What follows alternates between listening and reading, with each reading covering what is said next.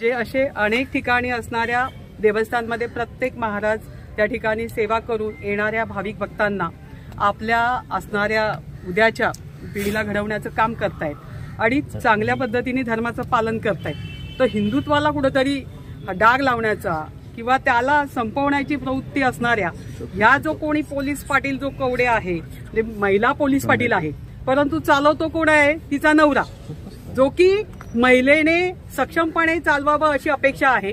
ती पोलीस पाटील आहे, तिने जर तिला काही तक्रार होती अरुण महाराजांबद्दल तर निश्चितपणाने सगळ्यात पहिलं तिने पोलीस स्टेशनकडे धाव घ्यायला पाहिजे होती, पोलीस स्टेशनची मदत घ्यायला पाहिजे होती आणि बाबा जे काय असेल ते तिथल्या तिथे पोलिसांनी संपवलं असतं।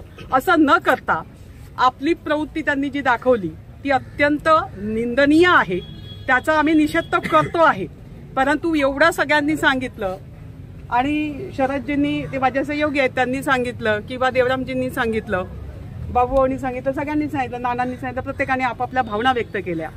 परंतु ज्यांना करता आल्या नाही त्या गावच्या सरपंच, माजी सगळ्या सरपंच पण इथे आहेत, सगळे तरुण पण आहेत, सगळ्या संघटनेचे लोक आहेत आणि मुळात सेवेकरू आलेले आहेत संपूर्ण तालुक्यातून।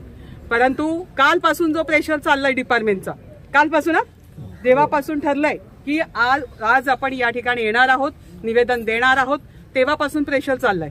परवा सुद्धा संध्याकाळी मी शेवटी 7:30 वाजता सांगितलं ताठेंना की ताठे नेमकं चाललंय काय, कारण सकाळी 8 वाजल्यापासून तुमच्या दारामध्ये न्यायालयाच्या तुमच्या असणाऱ्या पोलीस स्टेशनच्या बाहेर 10 वाजल्यापासून महिला सुद्धा त्या ठिकाणी उपस्थित होत्या सेवेकरू, आणि त्यांचा आक्रोश बघून असं वाटतंय की तुम्ही त्यांचं ऐकून घेता। ते म्हणलं नाही ताई असं नाहीये, तसं आहे, म्हटलं मला माहित नाही, तिथे तुम्ही माझं बोलणं करून द्या आणि त्यांची जी तक्रार आहे, कारण आम्ही तिथे आलो तर कदाचित असं वाटेल की बाबा राजकारण करतो की काय, म्हणून मला तिथे येण्यापेक्षा तुम्हाला न्याय देता येऊ शकतो, तुम्ही तो दिला पाहिजे, का बरं देत नाहीये? आणि मग त्यांनी स्पीकरवर फोन टाकून गणेश भाऊला बोलवलं, गणेश भाऊ कवडे तिथे आले। मी त्यांना सांगितलं की बघा, त्यांनी जे काही सांगितलंय त्याला दुजोरा देणारा संपूर्ण तालुक्यातले सेवेकरूंच्या भावना मी पाहिल्या आहेत आणि म्हणून आम्ही कोणी राजकीय तिथे आलेलो नाहीये, पण तुमच्यावर आमचा प्रशासनावर विश्वास आहे, लॉ अँड ऑर्डर तुम्हाला सांभाळायची आहे, त्यामुळे तुम्ही त्यांना न्याय द्या, त्यांची केस दाखल करून घ्या, FIR दाखल करा। NC घेता, सकाळी 10 वाजता यांना बोलवलं आणि 1 वाजता तुम्ही येताय, तो सुद्धा जो गुन्हेगार आहे त्याच्या बरोबर त्याला गाडीत घेऊन येताय आणि ह्या सेवेकरांना तिथे उन्हात बसून ठेवताय, त्यांना वाट बघायला लावताय। जर एवढं कळत नसेल तर माझं चौधरी साहेबांना सांगणं आहे की चौधरी साहेब, आमचं तुमच्याबद्दल खूप चांगलं मत आहे, परंतु आपलं खालचं प्रशासन नेमकं करताय काय? आणि ओतूर पोलीस स्टेशनचा इतका कडू अनुभव आम्ही भोगतोय की आता नुकतंच गणपतीत सुद्धा याचा अनुभव घेतला आणि पोरं आतमध्ये घातली गेली, त्या पोरांना मारहाण झाली, मोबाईल काढून कसं ठोकलं ते सुद्धा आमच्या समोर उदाहरण आहे। त्यामुळे यावेळी आम्ही गप्पा बसणार नाही आहोत। ज्या पोलीस पाटील म्हणून महिला आहेत त्यांचं पहिलं पद काढून घ्या, त्यांचं पद पहिलं काढा। जर तुम्ही त्यांचं पद काढलं नाही, एरवी अनेक ठिकाणी पाहतो आपण की पोलीस पाटील चुकला की त्याचं पद काढून घेतलं जातं। आता तातडीने जनतेच्या भावना लक्षात घेता, सेवेकरूंच्या भावना लक्षात घेता निश्चितपणाने आम्हाला इथे शब्द दिला पाहिजे, तुम्ही काय करणार आणि किती वेळात करणार आहे, आणि तो आरोपी इथं पहिला अटक आणून अटकेत टाका, त्याला जोपर्यंत इथं आणून आणि त्याला जी ती स्पेशल ट्रीटमेंट कोणामुळे दिली ते सुद्धा आम्हाला कळलं पाहिजे, कारण कदाचित तुमच्यावर प्रेशर असेल, तुम्ही प्रेशर खाली आहात।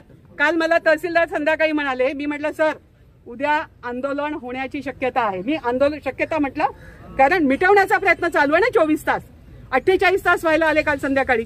मी म्हटलं मिटलं तर वेल अँड गुड, विचारू शकता तुम्ही त्यांना, परंतु नाही मिटलं तर शेवटी आम्हाला त्या ठिकाणी यावं लागेल, कारण आम्ही पाकिस्तानमध्ये नाही आहोत। महाराजांनी आपली भावना व्यक्त केली, अरुण महाराजांनी, खरं आहे ते सत्य आहे की आम्ही आमच्या शिवछत्रपतीच्या भूमीमध्ये आहोत आणि त्या ठिकाणी असताना जर आम्हाला न्याय मिळत नसेल, आमच्या माणसांना असं 80-85 वर्षाच्या आजीला मारहाण केली जाते, ती आजी आक्रोश करून बोलते, हे वय आहे का हो? ती आजी सांगते माझ्या लेकाला वाचवण्यासाठी मला काय करावं लागलं हे सांगायची वेळ यावी, अत्यंत चुकीचं आहे। मी सुद्धा डिपार्टमेंटची मुलगी आहे, मला अभिमान आहे, परंतु चुकल्यानंतर चुकीला माफी नाही। त्यामुळे तो अधिकारी पहिला इथून घालवा, तो गेलाच पाहिजे। त्याने केलेले जितक्या, म्हणजे देवरामजींनी सांगितलं अनेक घटना घडत असतात, परंतु प्रत्येक वेळेला आपण समझोता करून कसं मध्यस्थी करून मिटवता येईल हीच भूमिका असते। आणि म्हणून या ठिकाणी त्यांच्यावर कुठला राजकीय दबाव असेल आणि आहेच तो त्यांनी इथे सांगावा, ठोकपणे सांगावा। जो कोणी तुम्हाला दबाव आणत असेल त्याच्या घरी जाऊन सुद्धा त्याला धडा शिकवायची आमचा धमक आहे। आणि म्हणून इथे सगळे पक्षाचे सगळे प्रतिनिधी आलेले आहेत, कार्यकर्ते नाही आलेत।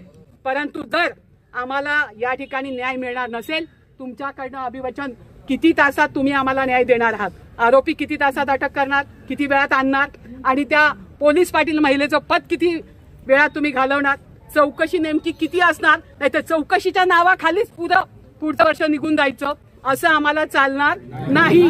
आम्हाला 48 तासाचं तुम्हाला आम्ही इंटिमेशन देतो।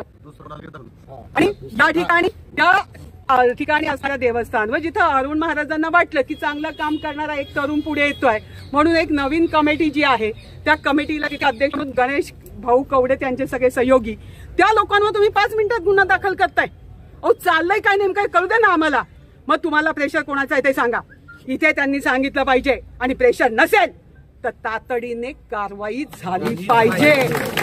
जर ती होणार नसेल तर सगळ्या पक्षाचे, बरोबर ना शरद भाऊ, सगळ्या पक्षाचे, मी माझ्या पक्षाचं सांगतेच आहे, आम्ही तर सगळे कार्यकर्ते घेऊन उतरू, पण मला पूर्ण विश्वास आहे जे प्रतिनिधी इथे आलेले आहेत ते त्या विश्वासानेच आलेले आहेत, बरोबर आहे की नाही, की जर न्याय मिळणार नसेल तर मग सगळे खाली उतरल्यानंतर मग काय आम्ही गप्प बसणार नाही। हा आवाज विधानसभा चालू आहे, तिकडे हाऊस चालू आहे नागपूरला, जर आम्हाला आजच्या आज न्याय मिळणार नसेल तर आम्ही नागपूरला जाऊन सुद्धा काही आवाज घेऊ शकतो आणि मुख्यमंत्र्यांना सुद्धा ही जाग आणून देऊ शकतो।